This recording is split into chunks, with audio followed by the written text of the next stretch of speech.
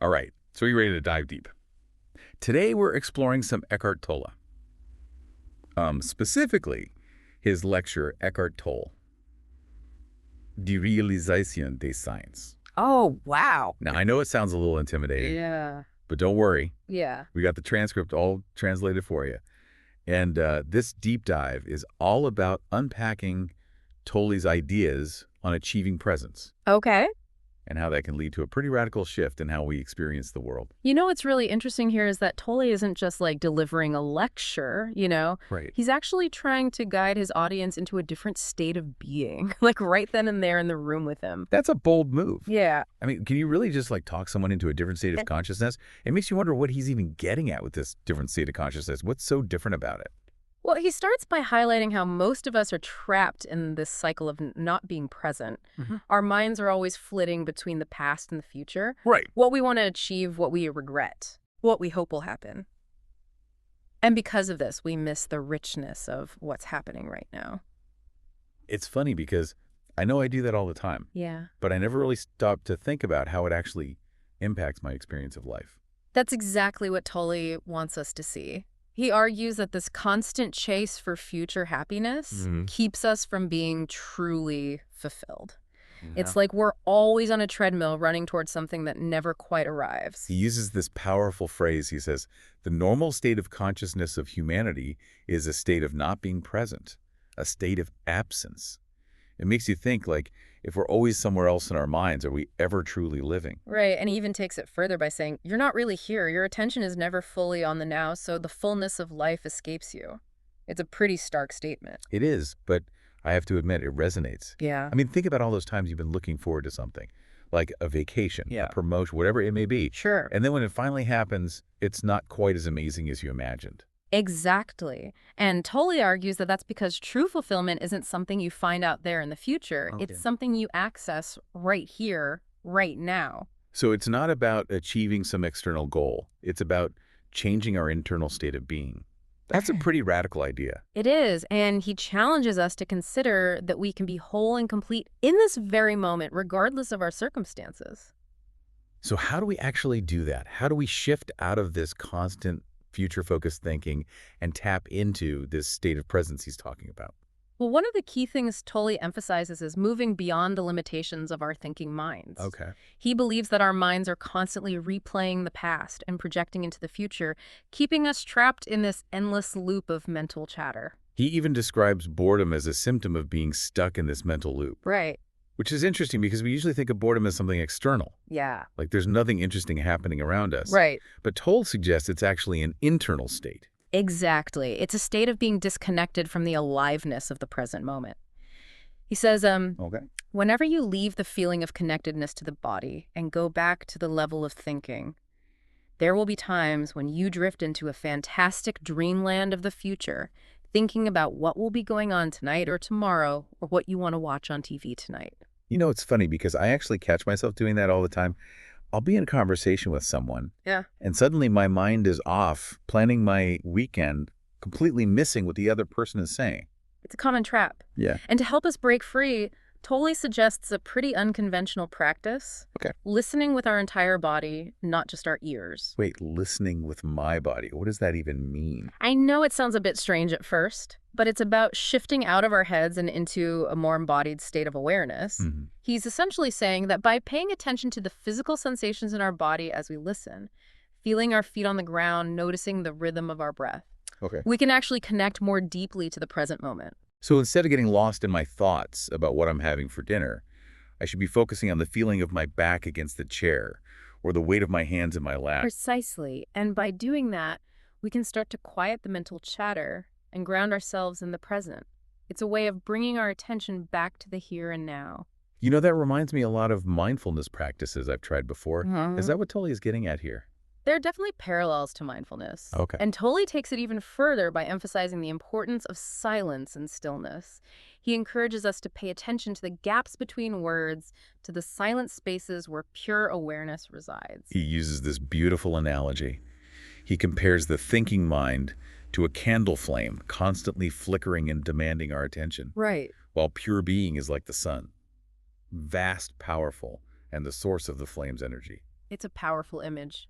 And it highlights the fact that beyond the noise of our thoughts, there's a deeper dimension of ourselves that's always present. It makes me think of all those spiritual traditions that emphasize silence as a path to enlightenment. Exactly. Many traditions believe that it's in the silence and the stillness that we can connect to something greater than ourselves.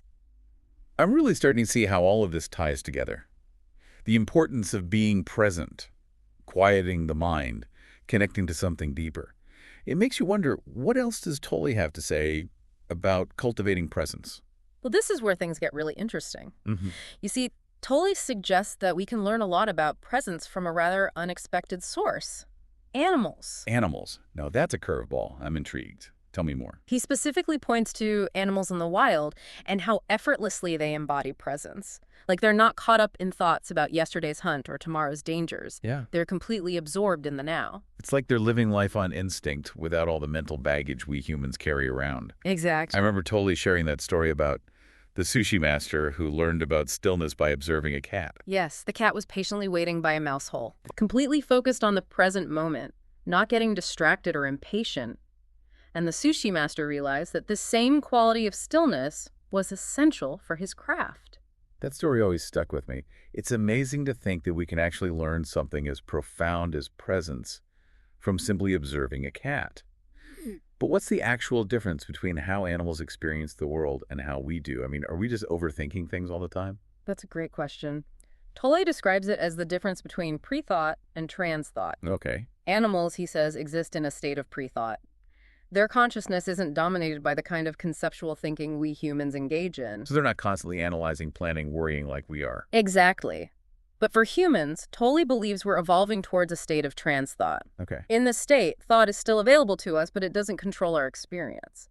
We can access it when we need to, Right. but we're not constantly bombarded by it. So it's not about eliminating thought altogether. It's Yeah. about having a different relationship with it. Precisely. And Tolle suggests that by observing animals, we can get a glimpse into what this state of trans thought might feel like.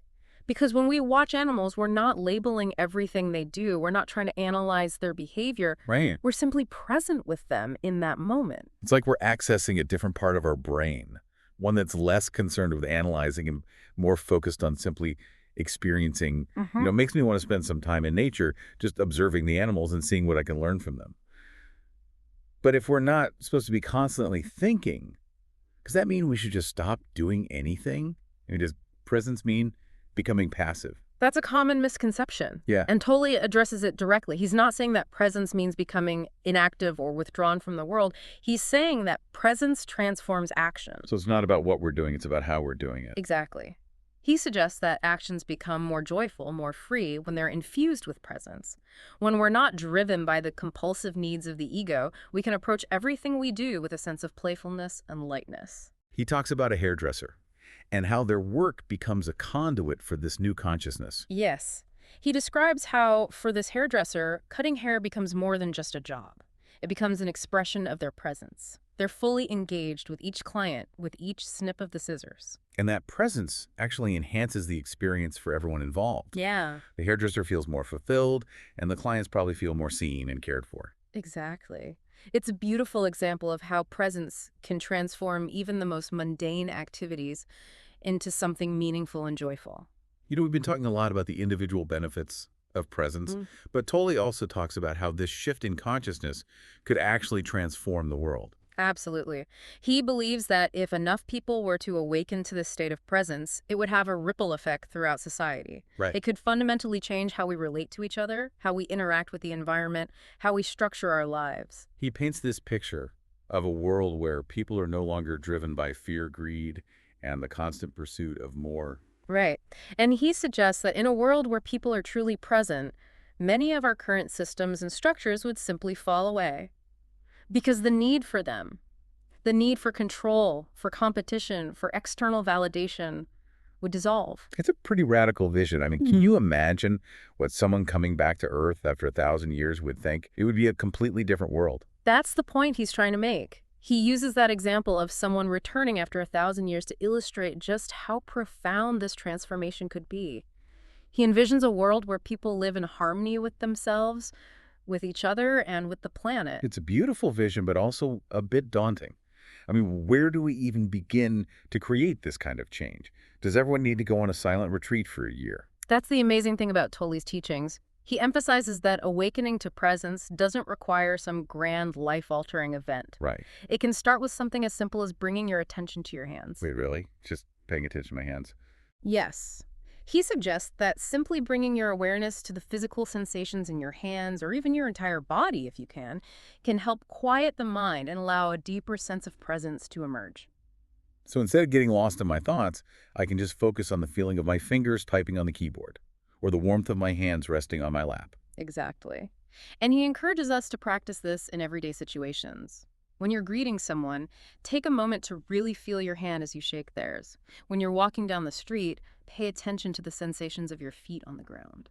It's like we're retraining our attention to focus on the present moment rather than getting lost in the endless stream of thoughts. And the more we practice this, the more natural it becomes. It's like building a muscle. It might feel awkward or unfamiliar at first, but with consistent effort, we can train ourselves to be more present, more awake to the richness of life unfolding around us. This whole conversation has been so eye-opening.